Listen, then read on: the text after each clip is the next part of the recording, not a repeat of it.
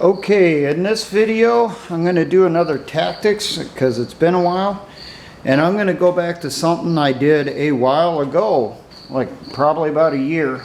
I think it was last year I did these. Baited ambush, and this is going to be essentially baited ambush part 3, quote unquote friendly fire. So in this sequel I'm going to be using somewhat of the tactics that were used by the Viet Cong quite a bit in Vietnam. They realized they could get the GIs to do their work for them because, you know, spray and pray. The GIs couldn't tell where the VC were when they were firing for the most time, so they would just spray the jungle. So they realized, hey, if we draw 2 or more units together and using those types of tactics, they'll start shooting at each other, doing our work for the, you know, by themselves, and we get to save some ammo. So this is another guerrilla type tactic. We have essentially a sweep going on right now. A squad over here, a squad over here. They're advancing forward. We have part of a squad of the guerrillas move off to on the sides of their line of march. Once they're inside the initial kill zone, they fire off a few rounds, get them interested, make sure that they know that they're there, and get them to chase after them. Maybe make them think that, hey, these guys are just scouts, they're scared, they're running off, let's take prisoners. We get the same thing going on over here at the same time. You launch both these ambushes at the same time. That'll also cover the noise of what's going on. So when these guys hear shooting, they're going to think, they're not going to know that, hey, there's an ambush going on over here also. They're going to think it's involved with this. So they start taking off after them. They follow them. The guerrillas, they're pulling back. They stay just out of reach. They go somewhere, meet together, and then either take a better route out of there, better cover and concealed, or as the Viet Cong used to do, they would have a tunnel entrance or 2 that were along the route. As they were coming in, they would jump inside, or potentially where they were meeting at, there would be a tunnel hidden nearby, possibly underneath a bush. Maybe it's in the side of a hill, and the entrance is camouflaged with grass and that stuff. They couldn't see it. Get the enemy coming up in here.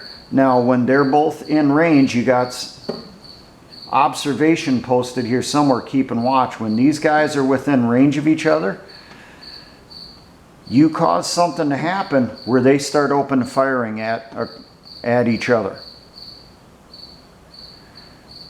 Maybe you'll set off an explosion, maybe you'll set off a few rounds or something like that. Maybe you'll set up some type of device down here using mouse traps and stuff, and you have some rounds on them, some ammunition. Pull the string and set those traps off.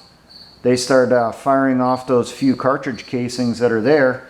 These guys think that the enemy's in front of them shooting at them, and they start spraying. Who knows? Now this type of thing could still work. It'll depend on the force that you're fighting and what their tactics are, how they react to enemy fire. Do they try to take prisoners, or they just hose everything down and keep going?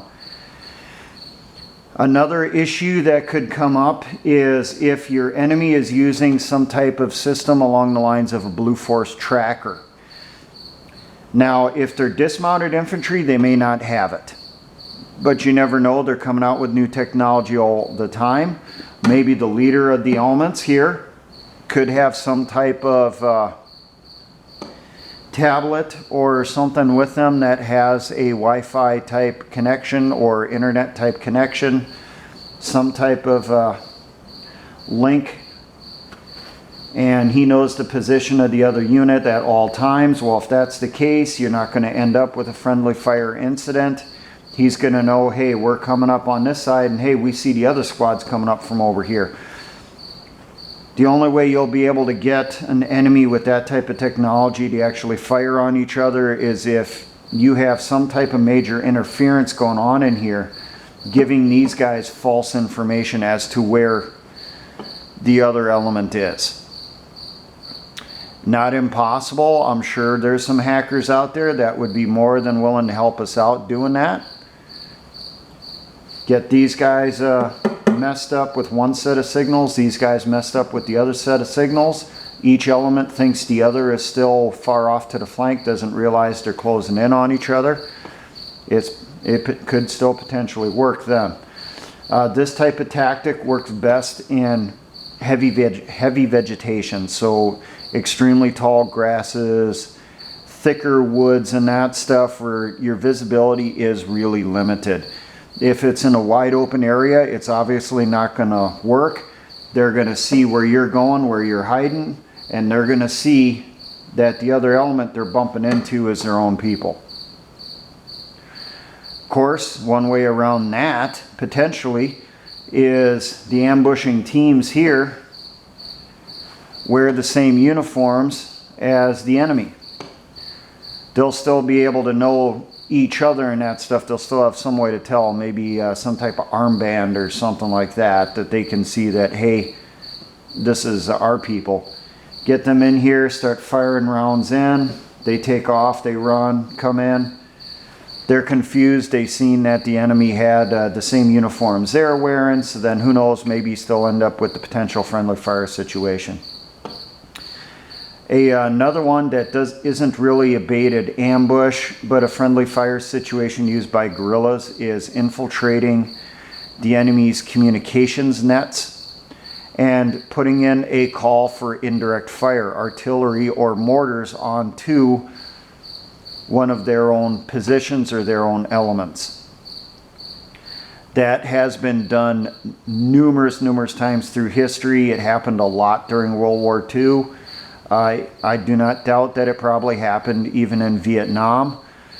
Communications nowadays, for the most part, is encrypted, so the only way it would work is you'd have to get a hold of a radio from a unit that's out in the field that day, because they will have the same encryption that's being used by the artillery and whoever at that time. You'd get a hold of that radio, you get a hold of their matrix that tells you the call signs for artillery and that stuff, you know, what they're using for that day, and whatever procedure is required for calling for artillery. Maybe they're instituting some type of password system. You know, you get a hold of that matrix, get a hold of that information, and you use it. You have one of your people that hopefully was served in the military, knows what to do for call for fire. They put in the call, given the grid coordinates of an enemy, you know, one of their guys, their friendly units, one of our enemies, where they're located somewhere, and you call for fire. You tell them, you know, drop a barrage on this location, we have dug in enemy, whatever it is, you know, fire for effect. And then they start dropping rounds right on top of their own troops. Or maybe you're receiving artillery, you get a hold of one of those radios, and you tell them they need to shift fire, they're dropping it on their own people, and you give them target corrections, which will actually have the rounds dropping on top of their own people. That's happened also. So friendly fire, you know, isn't, and it is something that a guerrilla can use, can exploit. Think this stuff out. Check on it in history. There is reports written on this stuff. It's mentioned in history books and that. Come up with a battle drill on how you can use this. But remember, whoever you use as the bait, you need to make sure that they're going to be able to get out of this area before the action really begins, before that friendly fire starts. Otherwise, all that's happening is you've now brought your element in, they've consolidated, and now they're going to be surrounded by enemy forces. They need to have some way to escape from here or hide themselves before the enemy gets in there.